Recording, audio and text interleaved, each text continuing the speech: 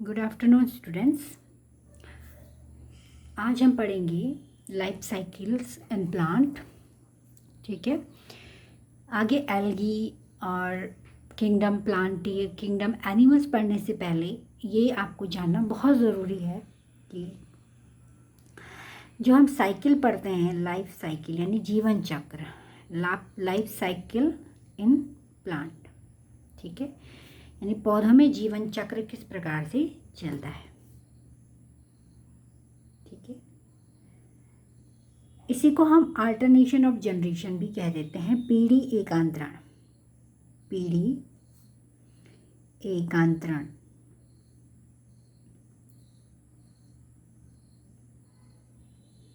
ठीक, आधा ना होगा इसमें, ठीक, या इसको इंग्लिश में कह देते हैं alternation of generation. Alternation of generation, clear? ठीक, तो चलिए इसको समझते हैं। इसको समझने से पहले मैं आपको एक चीज़ इसमें बता देती हूँ कि हम हिंदी और इंग्लिश दोनों में आपको बताएंगे, तो जो आपको ज़्यादा अच्छा लगता है आप उसको कर सकते हैं। ठीक है, तो किसी भी प्लांट में दो फेजेस होती है। फेजेस मतलब अवस्था, ठीक है। एक अवस्था होती है स्पोरोफिटिक अवस्था या स्पोरोफिटिक फेज, स्पोरोफिटिक फेज, ठीक है। इसको हिंदी में हम कह देते हैं बीजाणुद्भिद अवस्था। बीजाणुद्भिद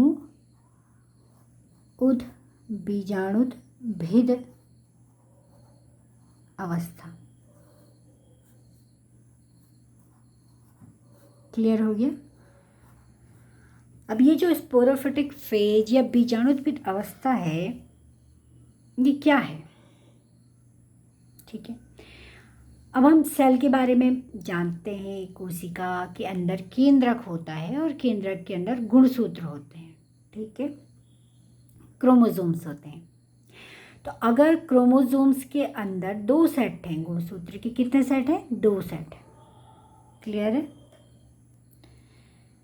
तो उस अवस्था को हम कह देते हैं डिप्लॉइड, द्विगुणित अवस्था, यानी कि गुणसूत्र के कितने सेट हैं? दो हैं।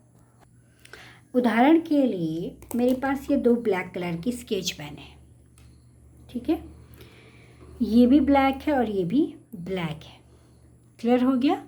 तो अगर इसको मैं एक गुणसूत्र मानूं और इसको भी एक गुणसूत्र मानूं तो ये दोनों सेम है, ठीक है। एक मेरे पास इस कलर की है, ब्लू कलर की, ये मेरे पास दूसरा गुणसूत्र है, ठीक है, एक ये है और एक ये है, ठीक है, अलग अलग कलर के हैं। अगर मैं इसके साथ एक ब्लैक ले आऊँ तो ये क्या हो गए? ब्लैक का एक सेट बन गया, ब्लैक का एक सेट बन गया जिसमें कि दो गुणसूत्र हैं, ठीक है। तो इसको मैं द्विगुणित कह दूंगी। क्या कह दूंगी? द्विगुणित, ठीक है। ऐसे ही मैं इसके साथ अगर ब्लू कलर का रख दूं, ब्लू कलर मेरे पास अभी है नहीं, तो अगर मैं सपोज इस पेन को मान लेती हूँ ब्लू और मैं इसके साथ ये ब्लू रख दूँ तो ये ब्लू का सेट बन गया। ये इसको आप स्केच ही मानोगे, ठीक है, मेरे पास अभी अवेलेबल नहीं है। तो ये दो कलर हैं, ब्लैक और ब्लू, ठीक है। अब मैं अगर इनको अलग कर देती हूँ, ये मेरा ब्लैक ब्लू एक तरफ हो गया, ये ब्लैक ब्लू एक तरफ हो गया, ठीक है। तो इस सेट में मेरे पास दो स्केच पेन है, ब्लैक और ब्लू कलर की, और इस सेट में भी मेरे पास दो स्केच पेन है, ब्लैक और ब्लू कलर की। तो एक सेट ये हो गया और एक सेट ये हो गया, ठीक है। सेट का मतलब है जिसमें डिफरेंट टाइप के क्रोमोसोम है लेकिन उनका नंबर एक है। डिफरेंट टाइप के क्रोमोसोम्स हैं लेकिन उनका नंबर एक एक है, ठीक है, एक सेट एक सेट। अगर इनको मैं मिला दूं, पेयरिंग कर दूं, जोड़े बना दूं, तो ब्लू वाला ब्लू के साथ आ गया, ब्लैक वाला ब्लैक के साथ आ गया। तो अब यहाँ पे मेरे पास दो सेट हो गए दो सेट, यानी उसमें सेम कलर के 2 क्रोमोसोम आ गए, है ना। ये देखिए सेम कलर के 2, तो इस कंडीशन को हम कहते हैं द्विगुणित। किस कंडीशन को? जब ये 2 के सेट में आ गए। ध्यान से सुनिए, द्विगुणित या डिप्लॉइड, या हम इसे 2x या 2n लिख देते हैं। अगर मैं इनको अलग कर दूं, एक ब्लू और एक ब्लैक यहाँ रख दूं, एक ब्लू और ब्लैक यहाँ रख दूं, दूर हो गए, तो ये हैप्लॉइड है, अगुणित है, और ये भी अगुणित है। यानी जो ये 2n थे ये अब nn हो गए, हैप्लॉइड हो गए। क्लियर हो गए? ये तो एक क्रोमोसोम्स में मैंने आपको बात बताई थी। क्लियर? और क्लियर करना चाहते हैं तो 2 में आप इसको समझ सकते हैं। 2 पेन है मेरे पास ब्लैक कलर की, अगर ये अलग अलग हैं, बीच में एक वॉल है, तो ये हैप्लॉइड है, अगुणित है। ठीक है? अगुणित मतलब इनका मल्टीपल नहीं है, गुणित मतलब गुणा करना। अगुणित का मतलब क्या है? इनके मल्टीपल नहीं है, सिंगल है। मल्टीपल मतलब ज़्यादा होना, तो ये सिंगल है। लेकिन अगर मैं दोनों की पेयरिंग कर दूं तो ये अब 2 गुणित होगा, यानी हमने कितने से गुणा कर दिया? 2 से कर दिया, ये 2 हो गए।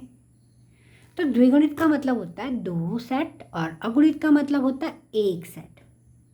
क्लियर हो गया? तो जो स्पोरोफिटिक फेज है या बीजाणुत्पन्न अवस्था है, इसमें केंद्रक में 2 सेट होते हैं, तो आप इसको 2n या 2x लिख सकते हैं। ठीक है? यानी x का नंबर 2 है। कहने का मतलब है कि ये जैसे ग्रीन कलर वाले 2 हैं, ठीक है, इसी तरह ऑरेंज कलर वाले भी 2 हैं, तो 2 का सेट इनका तैयार हो गया है। ठीक है? क्लियर हो गई ये बात? इस बात को आप अच्छे से समझ लीजिए। अगर फिर भी आपको डाउट है तो आप कमेंट में ये पूछ सकते हैं। अगर नहीं क्लियर हो रहा है तो मैं और तरीके से आपको क्लियर करूँगी। क्लियर हो गया है तो बहुत अच्छी बात है। ठीक है? अब इसका नाम देखिए आप, नाम क्या है इसका?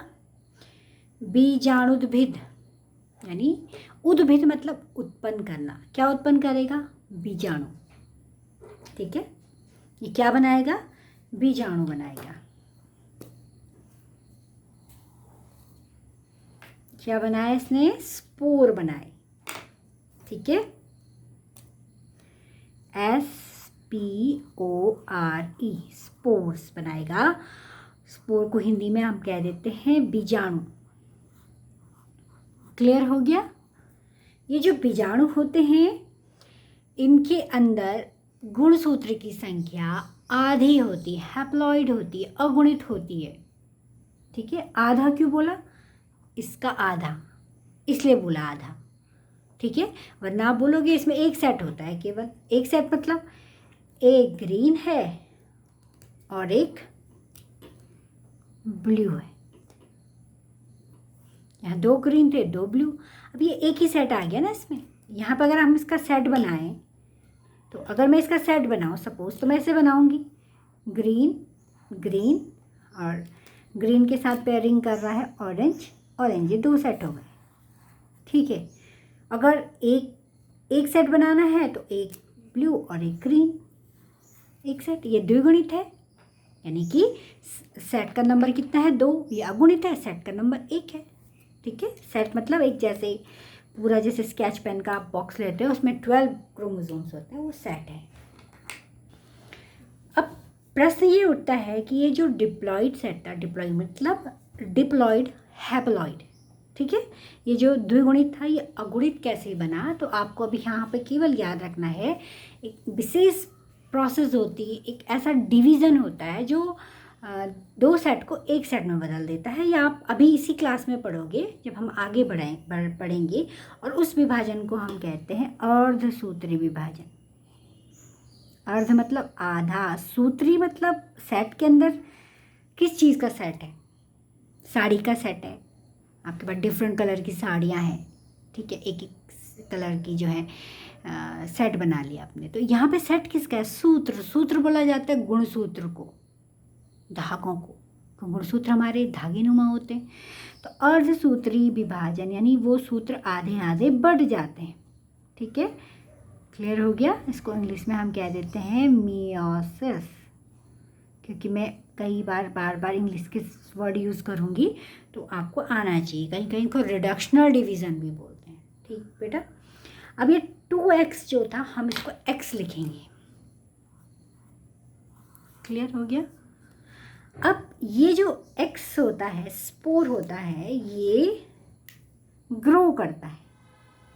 जैसे बीज ग्रो करता है ना, प्लांट बनाता है, ऐसे ये स्पोर ग्रो करता है और एक स्पेशल संरचना बनाता है जिसको हम कहते हैं गेमिटोफाइट। अवस्था आ जाती है गेमिटोफिटिक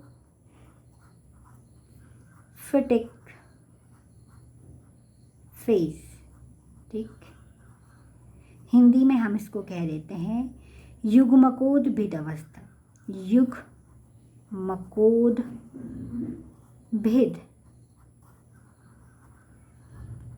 अवस्था।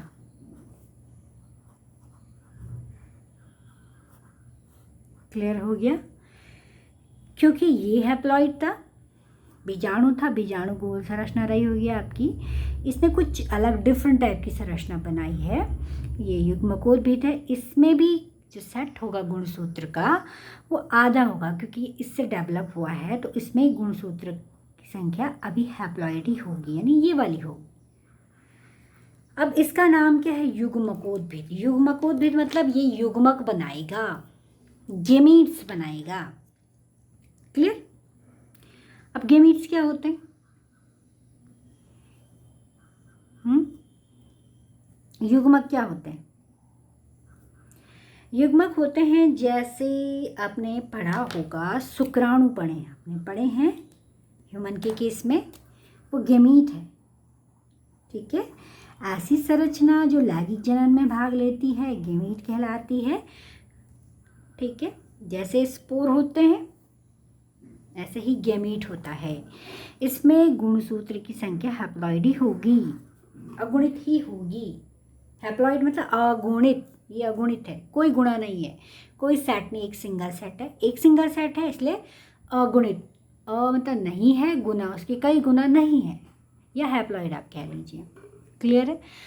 तो देखिए, स्पोर भी एक्स होते हैं, गेमीट भी एक्स होते हैं, लेकिन दोनों में अंतर क्या है? अंतर ये है कि जो बीजाणु होते हैं वो आपके स्पोरोफिटिक अवस्था से बनते हैं।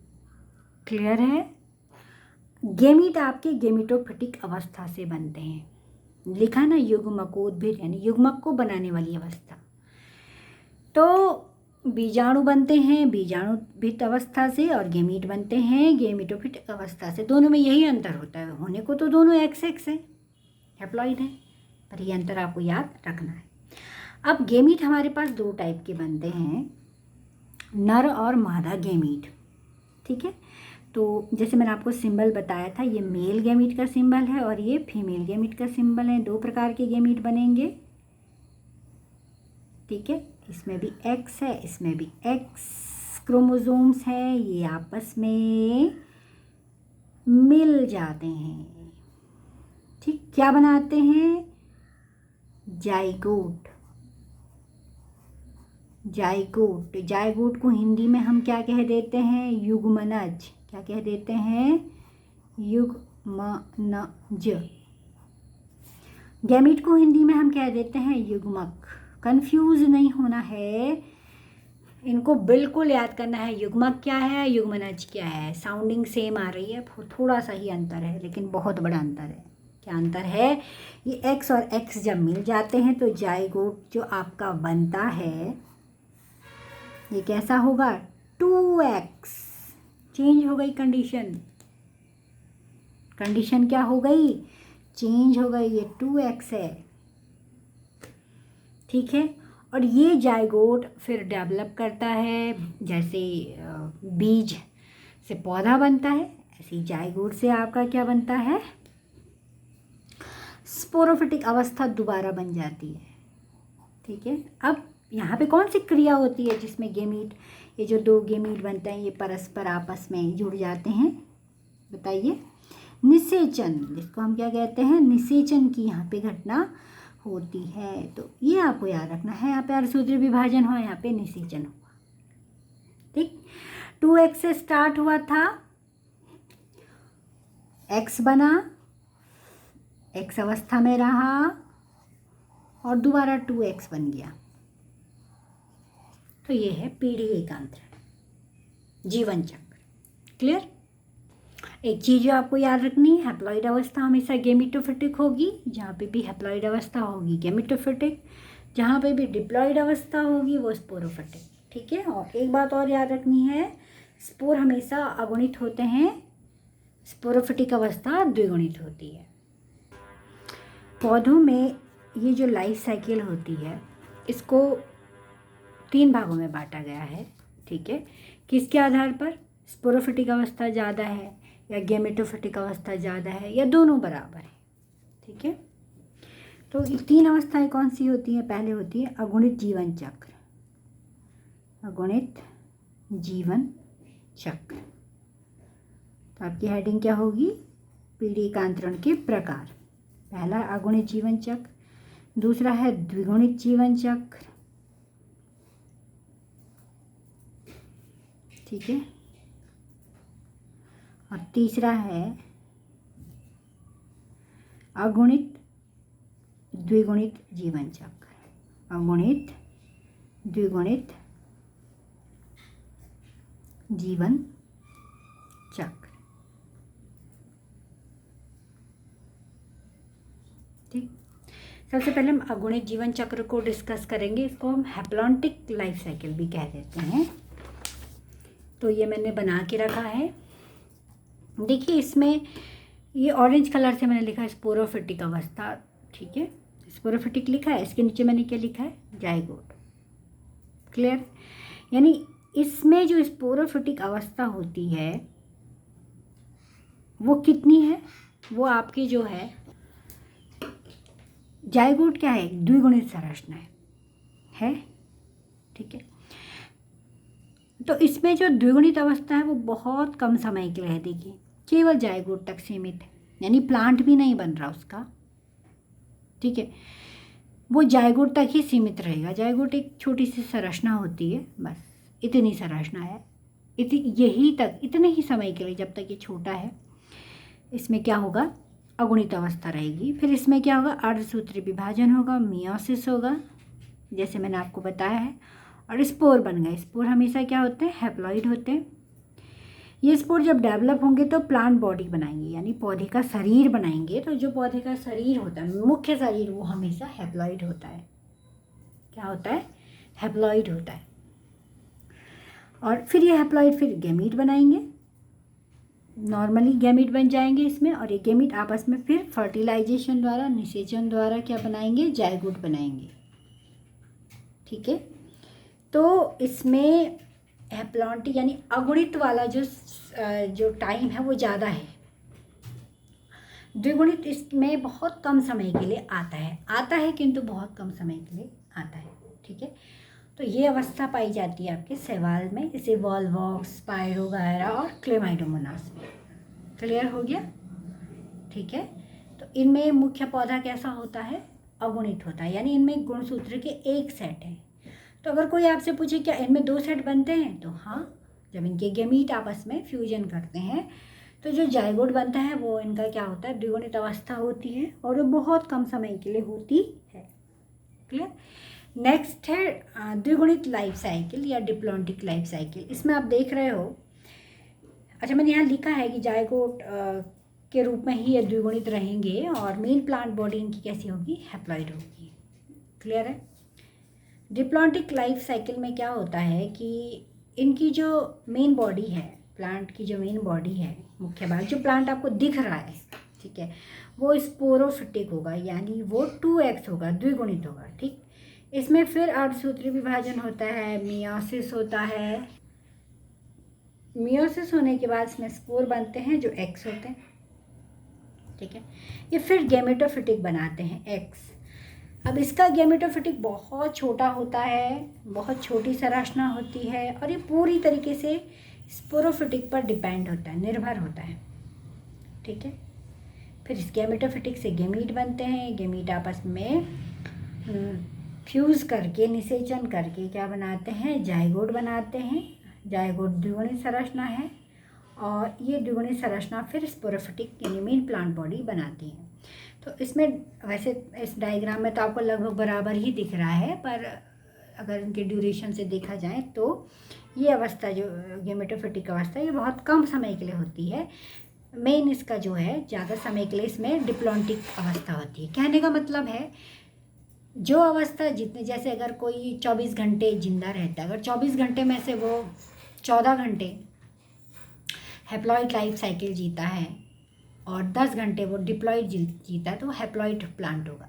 उसके जीवन चक्र को हम हैप्लॉन्टिक बोलेंगे। यदि वो 24 घंटे में से 14 घंटे डिप्लॉइड अवस्था में रहता है, 10 घंटे वो हैप्लॉइड में रहता है, तो वो डिप्लॉइड कहलाएगा। ठीक है। और 24 में से अगर वो 12 घंटे दोनों बराबर है तो वो हैप्लॉइड डिप्लॉइड अवस्था हो। अब ये तो जो डिप्लॉइड अवस्था है इसका उदाहरण तो आप सबने देखा है, कौन है? एंजियोस्पर्म। एंजियोस्पर्म यानी ऐसे प्लांट जिनमें फूल आते हैं। तो जितने भी पेड़ आपको दिख रहे हैं फ्लावरिंग प्लांट, और जिम्नोस्पर्म यानी आपका चीड़ जिसमें फूल नहीं आते हैं। तो ये जितने पेड़ हैं, अगर कोई आपसे बोले ये पेड़ कैसा है तो आप बोलोगे ये डिप्लॉइड है, द्विगुणित है। तो इसमें हैप्लॉइड अवस्था जो मैंने अभी बोला, ये गेमेटोफिटिक अवस्था जो क्या होती है, बहुत शॉर्ट लिव्ड होती है, बहुत कम समय के लिए होती है। और किस पे निर्भर होती है? स्पोरोफिटिक पे। तो उनमें गेमेटोफिटिक अवस्था कब आती है? जब फूल बनते हैं, फूल के अंदर परागकण बनते हैं। तो परागकण क्या है? गेमेटोफिटिक अवस्था है। फ्लावर्स के अंदर जो परागकण बनते हैं या उसके अंदर एग भी बनते हैं, या आप बाद में पढ़ोगे, लेकिन परागकण तो आप सबने सुने हैं, देखे हैं। तो परागकण क्या है? गेमेटोफिटिक अवस्था है। उसमें गुणसूत्र की संख्या आधी हो जाती है और वो गेमीट में होता है, मेल गेमीट होता है। ठीक है। और एग भी उसी के अंदर होता है, जो स्त्री केसर वाला भाग होता है उसके अंदर एग बनता है, वो भी गेमीट है। तो दोनों फ्यूज़ करते हैं, जाइगोट बनाते हैं। फिर जाइगोट क्या है? बीज है। बीज के अंदर जो संरचना है वो जाइगोट है, और बीज फूटेगा, पौधा बनेगा, वो डिप्लॉइड होगा। तो आप समझिए कि जो परागकण है वो गेमेटोफिटिक अवस्था है, बहुत छोटी संरचना है और बहुत शॉर्ट टाइम के लिए रहती है, ज़्यादा समय के लिए नहीं होता। फूल आपने देखा होगा बहुत कम समय तक के लिए खिलते हैं, उसके बाद वो मुरझा जाते हैं। जब निषेचन होता है तो उसमें फल बन जाता है, फूल गिर जाते हैं। ठीक है।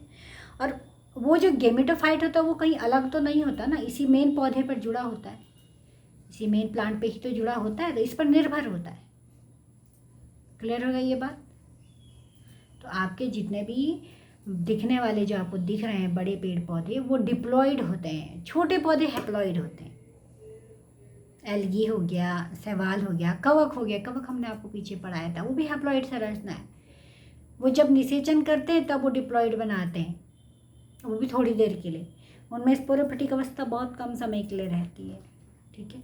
तो धीरे धीरे अगर कोई आपसे पूछे, जैसे जैसे बड़े पौधे बने, उच्च श्रेणी के पौधे बने, पौधों में भी श्रेणियाँ हैं, निम्न श्रेणी के पौधे, उच्च श्रेणी के पौधे। तो उच्च श्रेणी के जो पौधे बने उनसे आपसे कोई पूछे कि वो हैप्लॉइड होते हैं डिप्लॉइड, तो वो मेनली डिप्लॉइड होते हैं। ठीक। तीसरी जो लाइफ साइकिल है उसको मैंने आपको यहाँ पे बताया था, अगुणित द्विगुणित जीवन चक्र बताया था। अगुणित द्विगुणित, वो मैं इसको यहीं पे समझा देती हूँ, इस वाले में जो मैंने आपको पहले बताया था। हाँ, इसमें एक चीज़ और है कि ये जो स्पोरोफिटिक डिप्लॉन्टिक लाइफ साइकिल है ये जिम्नोस्पर्म और एंजियोस्पर्म में तो होती है। जिम्नोस्पर्म और एंजियोस्पर्म आप पढ़ोगे अभी प्लांट में। लेकिन एक शैवाल है, देखो शैवाल में मैंने बताया था आपको हैप्लॉइड साइकिल होती है, लेकिन ऐसी शैवाल भी होती है जिसमें मुख्य पौधा डिप्लॉइड होता है, और वो आपकी भूरी शैवाल है, उसका नाम है फ्यूकस। ठीक है, FUCUS, फ्यूकस, याद रखना है, इंपॉर्टेंट। अब बात करते हैं हैप्लॉइड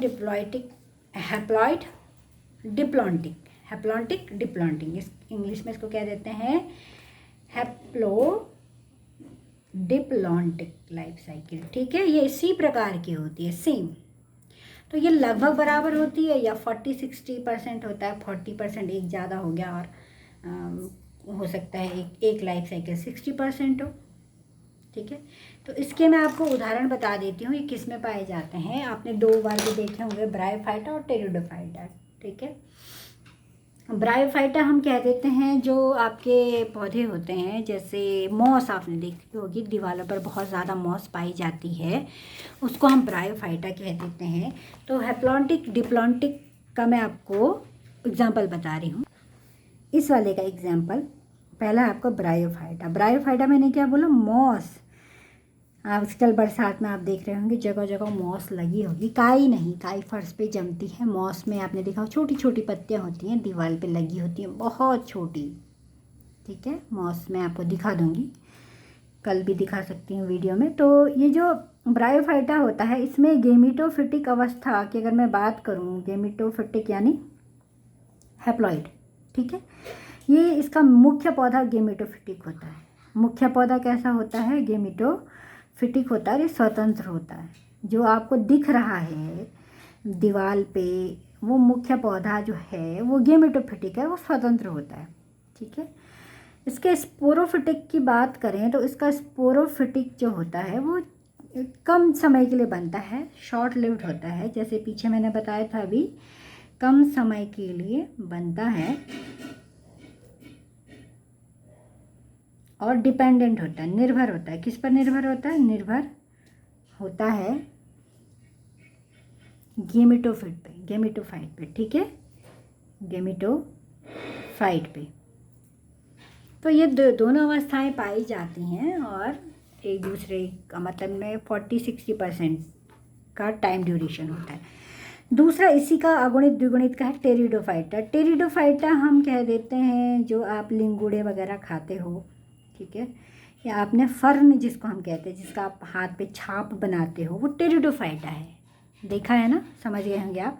तो इसमें भी दोनों अवस्थाएं होती हैं। इसका जो मुख्य पौधा जिससे आप अपने हाथ में छाप बनाते हो, उसके पीछे आप देखना, जब वो वाइट कलर आप पे छोड़ते हैं उस समय इसमें स्पोर नहीं बने हो, तो उसमें जो है उसी जगह पे आप देखना बाद में यहाँ पे ब्लैक ब्लैक स्पोर बन जाते हैं। ठीक है, जब उसमें स्पोर बनते हैं, पत्ती के पीछे आप नोट करना, उसमें स्पोर बन जाते हैं। तो इसका जो मुख्य पौधा है वो स्पोरोफिटिक होता है, क्योंकि वो स्पोर बनाता है और स्पोर हैप्लॉइड होते हैं। तो इसका मुख्य पौधा कैसा अंतर है देखिए, टेरिडोफाइटा का मुख्य पौधा स्पोरोफिटिक है और दोनों में हैप्लॉइड डिप्लॉन्टिक लाइफ साइकिल है। मुख्य पौधा स्पोरोफिटिक है और जो मुख्य पौधा होता है वो स्वतंत्र होता है, वो निर्भर नहीं होता है। ठीक है, और जो गेमिटोफिटिक है, इसमें गेमिटोफिटिक अवस्था टेरिडोफाइटा में बहुत कम समय के लिए बनती है। ठीक है, कम समय के लिए बनता है और डिपेंड होता है। ये भी क्या होता है, डिपेंड होता है, निर्भर होता है, या कभी कभी क्या होता है प्रोथैलेसिस में बनता है, निर्भर होता है। कभी कभी अगर ये निर्भर नहीं भी है, हो भी सकता है और नहीं भी हो सकता है। अगर निर्भर नहीं होता है तो ये प्रोथैलस जैसी एक संरचना बनाता है। ठीक है, प्रोथैलस जैसी एक संरचना इनमें बनती है। क्लियर हो गया। तो ये था लाइफ साइकिल, इससे आगे हम कल पढ़ेंगे। Thank you.